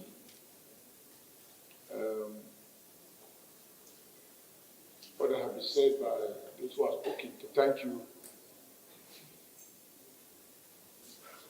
To thank Your Majesty for this unprecedented initiative and above all for the very quality time and the words of wisdom. I was governor here for 8 years, and my record speaks for me. I didn't need any human blood to win election twice. So I'm still the same person. If I didn't promote violence for myself, I cannot possibly promote violence for another person. The only fault is that the media don't always cover our rallies completely. There is no rally I have been to where I did not expressly reassure the people we are planning for free, fair election. But the media doesn't carry that part. Even yesterday, day before yesterday, I still maintain this election is like Christmas Day. We are just going to express the sovereignty of the people. That is what we should do as leaders. We launch one man, one vote. Our elder statesman is here. Because before my tenure, we had this situation of the votes not counting. So I am a product of peaceful election. In 2012, Your Majesty, I won 18 local governments without one person being hospitalized. So I joined them to assure you, I can't change. What I didn't do at a younger age, I will do it at my older age. I share your concerns, and I assure you, to the extent that I can speak, we will speak to the Edo people and to our supporters and even non-supporters to abide by Your Majesty's injunction that this is not a do or die. However we do it, one person must win. Your Majesty, I'm humbled, and we are guided. Your Royal Majesty, Oba Atokwe, I must say, I'm thoroughly humbled at this experience. I'm completely relieved at what Your Majesty has had to say and the kind of responses that we are getting from the principal actors. I must say, well, let me save all the history. I know your views about the role Your Majesty thinks I should have played, but there's always a background. And when you are out of office, to that extent, your powers and your ability to influence events are curtailed and limited, particularly in the circumstances in which I had to, that I completed my term. But I want to assure Your Royal Majesty that at every stage I have spoken personally, underlined to all those I think have the ability to influence the course of events. I only go public when I suspect that I have not been sufficiently listened to, and I warn about what will happen if certain things are not done. That's the only time I go public. But I want to assure Your Majesty that before that, I speak to virtually all those who matter in the way things were developing. And Your Majesty made a very good point. And that is when you don't know the genesis of a problem, you really don't know where to start to solve it. Otherwise, it will become like sweeping the debt under the table or somewhere. I don't think any of us up to today knows the real genesis of the issues that are at play, but I am relieved that today we can look forward to peace. I'm relieved that I have made these commitments before Your Royal Majesty. I hope and pray that when they go out now, the two principal parties can talk to the press. The governor, who is the candidate of one of the parties, and Pastor Ize Iyamo, alone should talk to the media so the public can see the result of what has happened at this meeting. I will also want to say, they're looking forward. This argument has been on virtually for years. It has eaten deep into the fabric of our society. Even after the elections, I want to plead with Your Majesty that there will be need as soon as possible after to have a gathering of this nature and to have private consultations with all that are involved so that their actions post-elections will also continue to help to douse the tension, and great antipathy, great almost, I don't know how to describe it, which has been generated in the Edo State society. I thank Your Majesty. May God bless you. May God lengthen your days. And the wisdom that God has endowed you with, may it continue to increase. Thank you, Your Majesty. I am also particularly grateful to His Excellency, our son, that he will ensure he's the one I'm watching very closely. That is Philip Shuaibu, to be sure that he's the one, he knows he's the one I'm talking about. I'm not saying you are, but at least we are sure that everybody is on the same page, as they say. I want to thank Prince Obi for his presence and the other party leaders. We thank you very much. I'm also personally thanking you instead of waiting for letting the Secretary BDC move the vote of thanks, which he can still do after. I thank the gentlemen of the press. As I said earlier on, please cover this event very, very well. Cover it objectively. Don't say what we didn't say. Don't. If you are forgotten, play your device, your recorders, play them back over and over again so you can get it correctly. I thank all of you for paying attention, for coming in so much numbers. I thank His Excellency, former governor of those states, also the comrade Adam Shomoli, and the other statesman, Odige Oyegun, Governor Odige Oyegun. I thank all of you, thank all the Nige, the chiefs, and the members of the royal family for this meeting, and the very warm embrace between Pastor Ziyamo and His Excellency, the governor. We pray that